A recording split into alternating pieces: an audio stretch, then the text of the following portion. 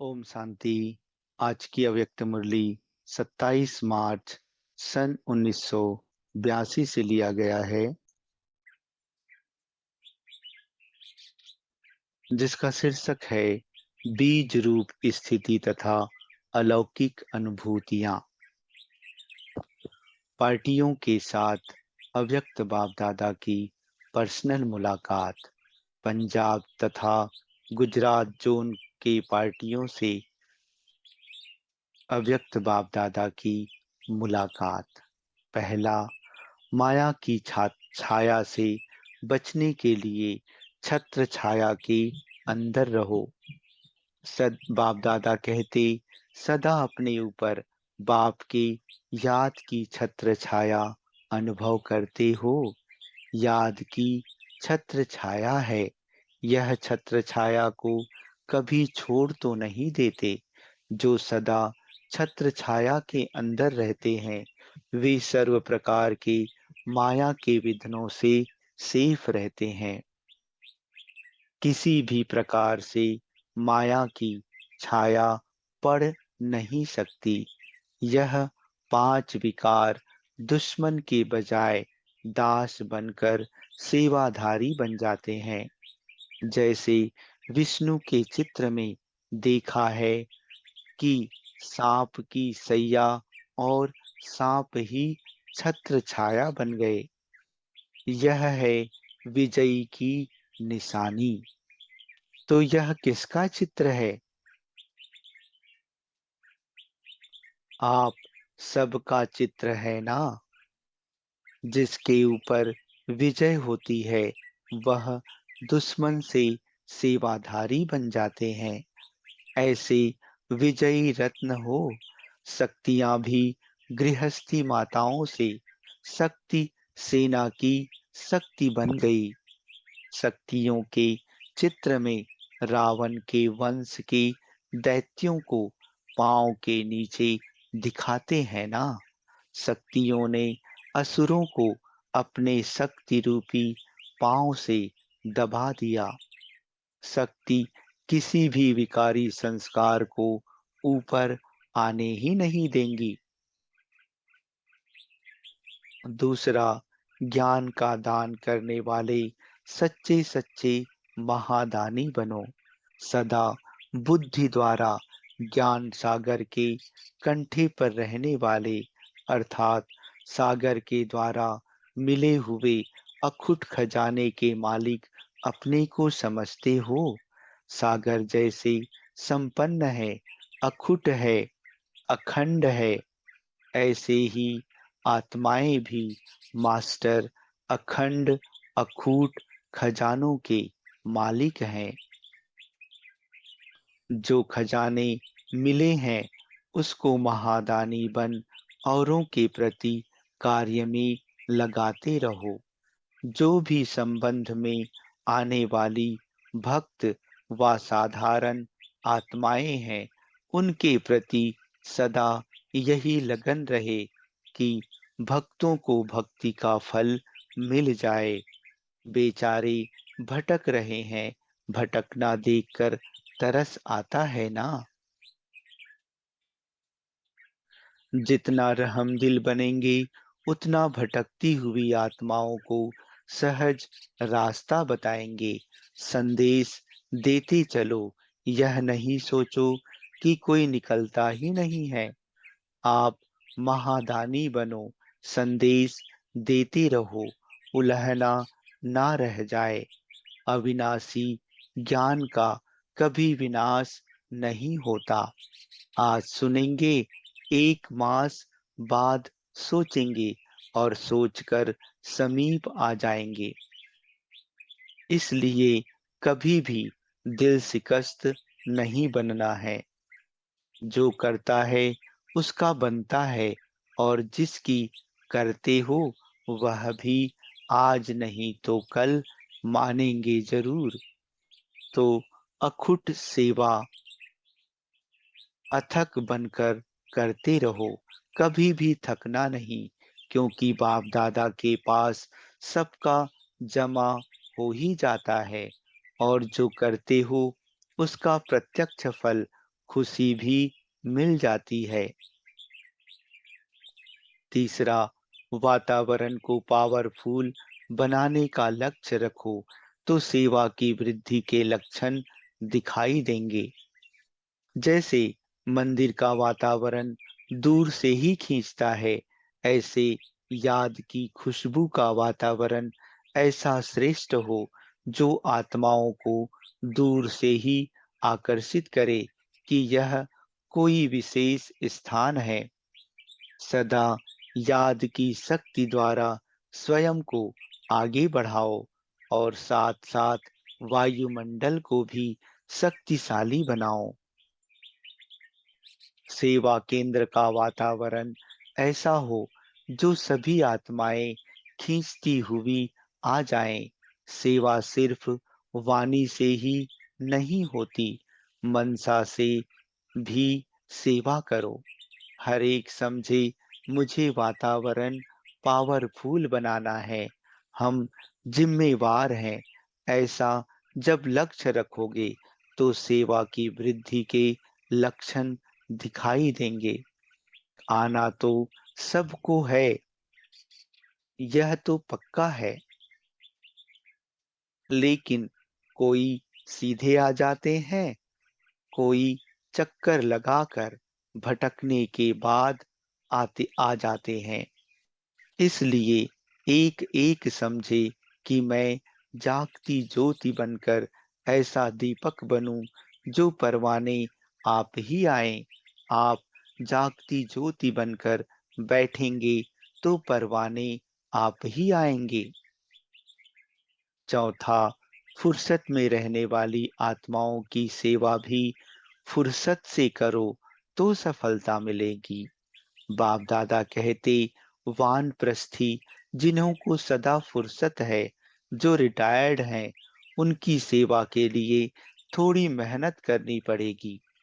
वे सिर्फ कार्ड बांटने से नहीं आएंगे।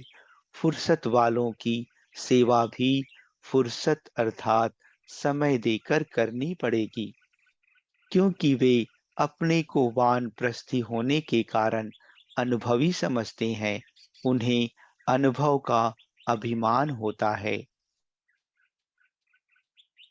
इसलिए उनकी सेवा के लिए थोड़ा ज्यादा समय देना पड़े और तरीका भी मित्रता का, स्नेह मिलन का हो, समझाने का नहीं।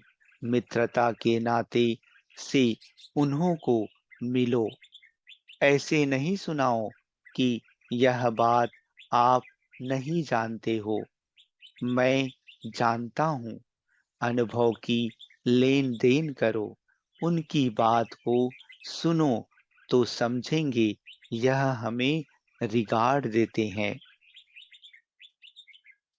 किसी को भी समीप लाने के लिए उनकी विशेषता का वर्णन करो, फिर उन्हें अपना अनुभव सुनाकर समीप ले आओ। अगर कहेंगे कोर्स करो, ज्ञान सुनो, तो नहीं सुनेंगे, इसलिए अनुभव सुनाओ। बाप दादा को अभी ऐसे वानप्रस्थियों का गुलदस्ता भेंट करो, उन्हें मित्रता के नाते से सहयोगी बनाकर बुलाओ। पांचवा, निर्माण बनो तो नव निर्माण का कर्तव्य आगे बढ़ता रहेगा। बाप दादा कहते, सदा अपने को सेवा के निमित्त बने हुए सेवा का श्रृंगार समझकर चलते हो। सेवाधारी की मुख्य विशेषता कौन सी है? सेवाधारी अर्थात निर्माण करने वाले, सदा निर्माण, निर्माण करने वाले और निर्माण रहने वाले।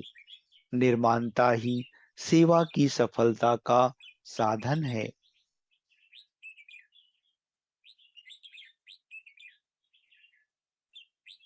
निर्माण बनने से सदा सेवा में हल्के रहेंगे। निर्माण नहीं, मान की इच्छा है तो बोझ हो जाएगा। बोझ वाला सदा रुकेगा, तीव्र नहीं जा सकता। इसलिए निर्माण है या नहीं है, उसकी निशानी हल्का होगा। अगर कोई भी बोझ अनुभव होता है तो समझो निर्माण नहीं है। छठवां, सच्ची रूहानी सेवाधारी अर्थात सर्व संबंधों की अनुभूति एक बाप से करने और कराने वाले। बाप दादा कहते, सर्व संबंध एक बाप से हैं। बाप सदा सन्मुख में हाजिर नाजिर है। ऐसा अनुभव होता है। तुम ही से खाऊं, तुम ही से बैठूं, तुम ही से सुनूं, इसका अनुभव होता है ना। बाप ही सच्चा मित्र बन गया तो औरों को मित्र बनाने की जरूरत ही नहीं। जो संबंध चाहिए उस संबंध से बाप दादा सदा सन्मुख में हाजिर नाजिर हैं। तो शिक्षक अर्थात सर्व संबंधों का रस एक बाप से अनुभव करने वाली, इसको कहा जाता है सच्चे सेवाधारी। स्वयं में होगा तो औरों को भी अनुभूति करा सकेंगी। अगर निमित्त बनी हुई आत्माओं में कोई भी रसना की कमी है तो आने वाली आत्माओं में भी वह कमी रह जाएगी।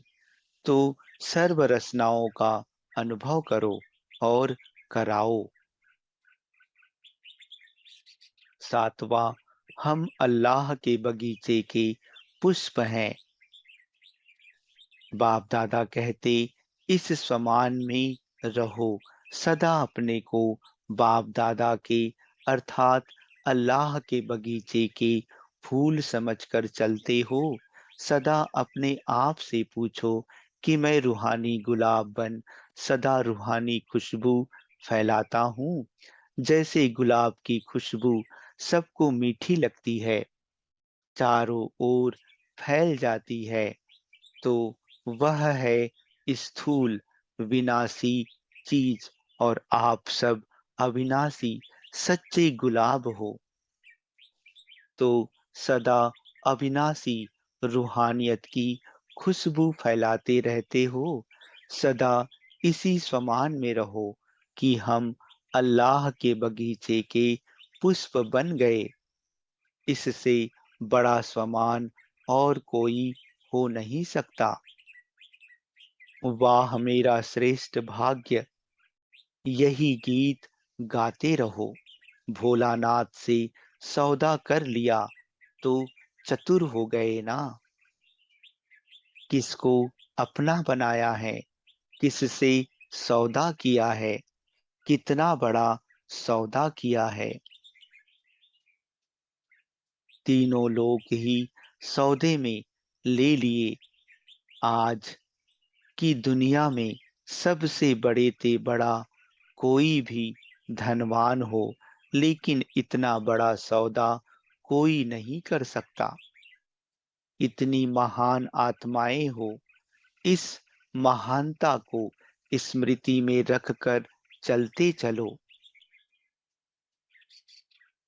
आठवां, ब्राह्मणों का कर्तव्य है खुशी का दान कर महादानी बनना। बाप दादा कहते, सबसे बड़े से बड़ा खजाना खुशी का खजाना है। जो खजाना अपने पास होता है उसे दान किया जाता है। आप खुशी के खजाने का दान करते रहो।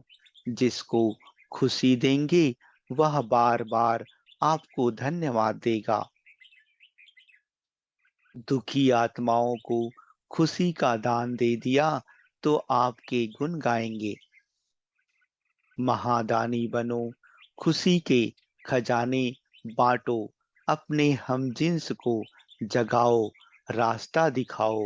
सेवा के बिना ब्राह्मण जीवन नहीं, सेवा नहीं तो खुशी नहीं। इसलिए सेवा में तत्पर रहो। रोज किसी न किसी को दान जरूर करो। दान करने के बिना नींद ही नहीं आनी चाहिए। प्रश्न है, बाप दादा के गले में कौन से बच्चे माला के रूप में पिरोए रहते हैं? बाप दादा उत्तर देते हुए कहते, जिनके गले अर्थात मुख द्वारा बाप के गुण, बाप का दिया हुआ ज्ञान व बाप की महिमा निकलती रहती। जो बाप ने सुनाया वही मुख से आवाज निकलता। ऐसे बच्चे बाप दादा के गले का हार बन गले में पिरोए रहते हैं।